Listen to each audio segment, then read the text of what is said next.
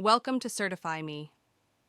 In this tutorial, we'll guide you through the process of awarding credentials in bulk using a CSV file. Step 1. Log in to your CertifyMe account. Step 2. Open your desired credential template.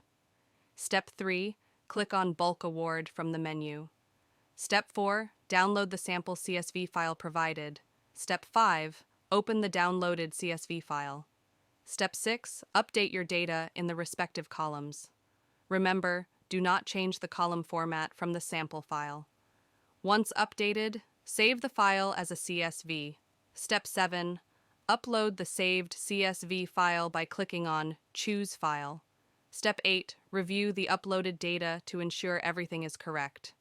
Step 9. Award credentials in bulk. And that's it. Using this method, you can award hundreds or even thousands of credentials to reward your participants efficiently. Happy certifying with CertifyMe.